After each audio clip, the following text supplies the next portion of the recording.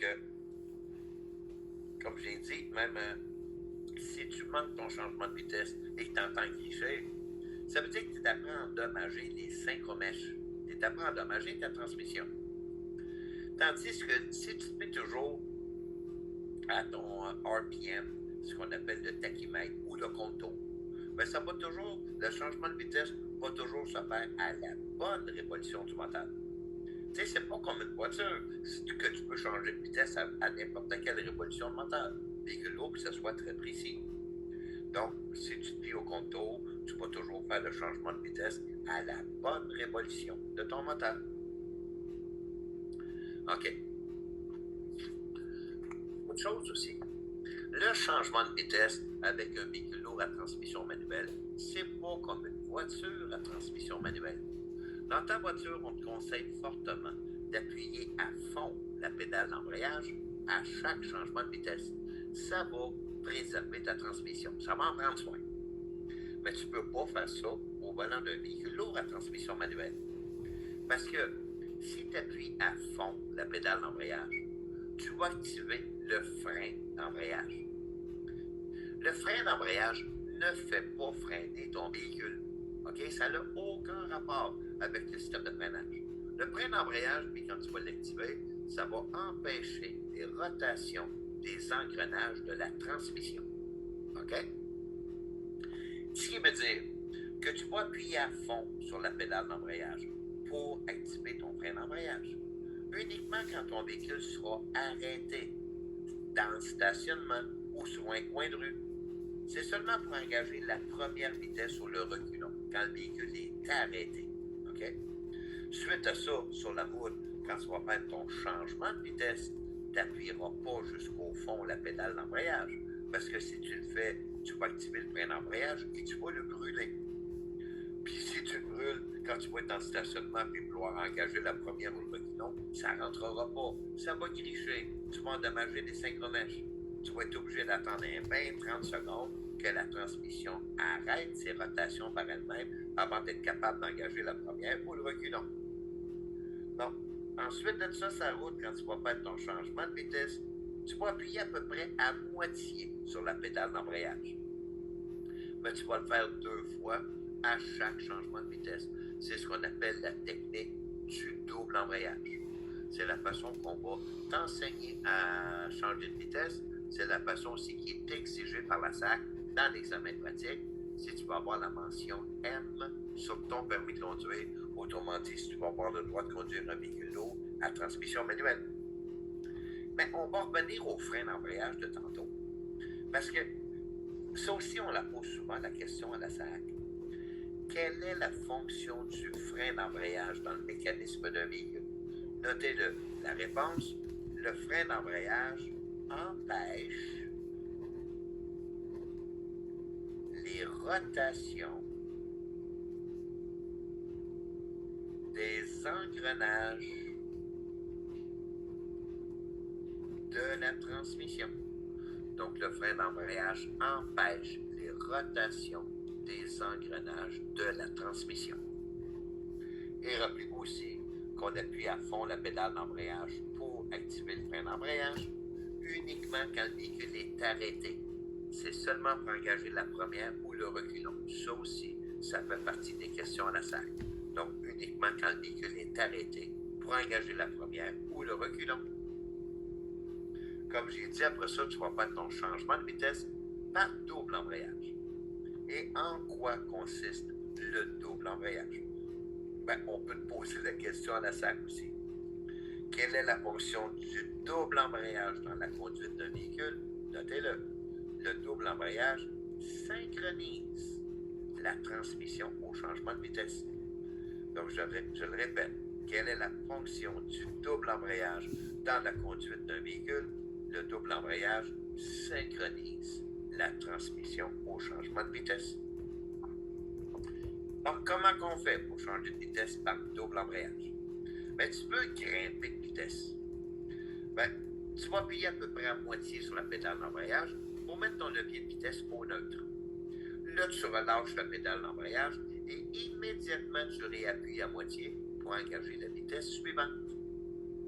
Donc, un demi-coup de pédale d'embrayage pour te mettre au neutre, immédiatement un autre demi-coup de pédale d'embrayage pour engager la vitesse suivante. Étant donné que ça l'a synchronisé ton changement de vitesse, ça va rentrer comme dans du beurre. Et le double embrayage, c'est aussi à rétrograder les vitesses. Par contre, quand tu veux rétrograder, ça veut aussi dire qu'en même temps, tu es en train de ralentir.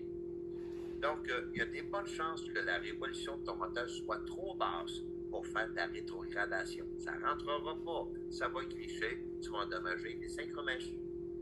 Donc, quand tu veux rétrograder par double embrayage, ben, tu appuies à peu près à moitié sa pédale d'embrayage pour mettre ton levier au neutre.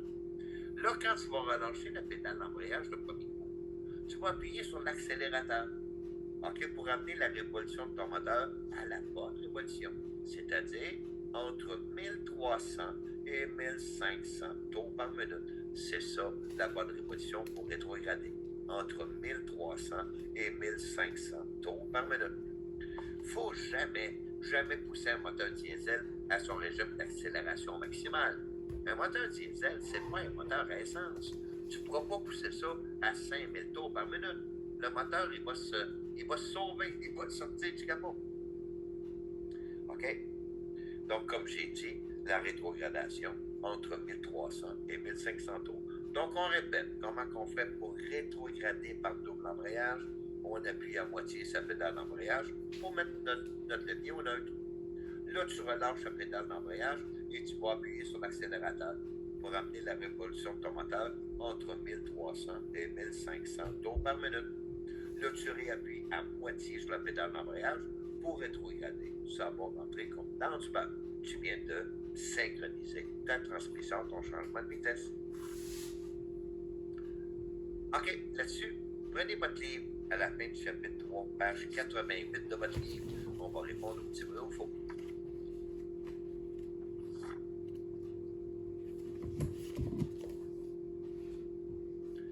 Question numéro 1.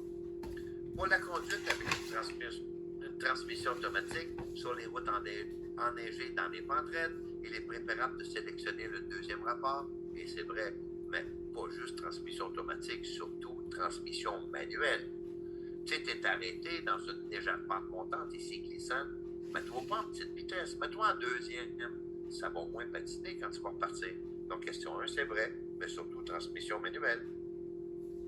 Question 2. La technique du double embrayage n'exige pas de connaître les notions relatives à la gradation d'un rapport de vitesse à un autre. Ben, c'est faux. Il faut quand même savoir ce qu'on fait. Meilleur exemple que je peux vous donner. Beaucoup de véhicules lourds à transmission manuelle sont à 10 vitesses. Mais 10 vitesses, ça, c'est 2 fois 5 vitesses. Ce qui veut dire que tu as 5 vitesses sur la gamme basse de ta transmission et un autre 5 vitesses sur la gamme haute de ta transmission. Maintenant, dans ce temps-là, il y a un petit bouton sur ton levier de vitesse, le split level, comme on dit en anglais. Je pense qu'ils appellent ça le palier en français. Anyway, donc tu as un petit bouton. Donc, en premier, tu vas faire ton changement de vitesse sur la gamme basse de ta transmission. Donc, tu vas changer de vitesse 1, 2, 3, 4, 5. Et quand tu es toujours en cinquième, avant d'appuyer sur l'embrayage, toujours en cinquième, c'est là que tu lèves le petit bouton sur ton levier de vitesse. Là, quand tu vas appuyer à moitié sur ta pédale d'embrayage pour mettre ton levier au neutre, aussitôt que tu relâches la pédale d'embrayage le premier coup, c'est là que la transmission va passer de la gamme basse à la gamme haute. Donc, tu vas réappuyer à moitié sur ta pédale d'embrayage et tu vas retourner à la même position que tu étais en première, mais là, ça sera devenu la 6e vitesse. Tu es rendu sur la gamme haute. Donc, il faut quand même savoir ce qu'on fait. C'est pour ça que la question 2, c'est faux. Question 3. Pour un changement de vitesse, le contour est plus précis que le son du moteur, et c'est vrai. Question 3. Question 4, je veux dire. La méthode du changement progressif de vitesse consiste à pousser le moteur à son régime d'accélération maximale avant d'effectuer des changements de vitesse. C'est faux. On ne pousse jamais un diesel à son régime d'accélération maximale. Donc, c'est faux. Et question 5. Le système de freinage d'urgence sert à immobiliser le véhicule lorsqu'il est stationné. C'est faux. OK, d'une certaine façon, Le frein d'urgence et le frein de stationnement, c'est exactement la même chose. C'est le même gros ressort qui va s'ouvrir pour appliquer le frein. Par contre, si le frein d'urgence est activé à cause d'une perte d'air majeure que le compresseur ne peut pas compenser, si ça se produit sur la route, à un moment donné, tu vas entendre des alarmes et peu après, les roues de secours vont entrer en action. Ce qui veut dire que toutes les roues arrière, toutes les roues des remorques vont bloquer en même temps. Et si ça se produit à cause d'un manque d'air, tu ne seras pas capable de désactiver ton frein de secours. Probablement que le chauffeur de towing qui vient de sortir de là, il sera obligé d'aller en dessous de chaque roue et de débloquer manuellement chaque récepteur de freinage. Il va être obligé de recomprimer le gros ressort de chaque récepteur de freinage pour être capable de sortir de là.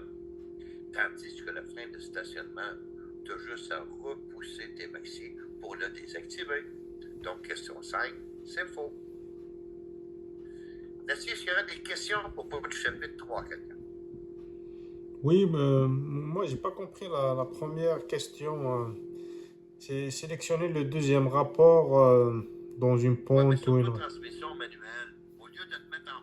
Tu sais, tu es arrêté dans une légère pente montante et c'est glissant. Au lieu de mettre ça en première, mets-le en deuxième. Ça va moins patiner quand tu vas relâcher l'embrayage. Donc, on va pas mettre la première.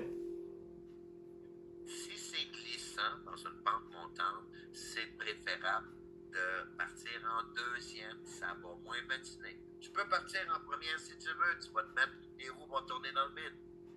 Mets-toi en deuxième. Ça va moins patiner. Ça va? Ok, ouais. D'autres questions? Ça va tout le monde? Donc là-dessus, il est déjà moins quart. On va se prendre un petit 15 minutes de pause.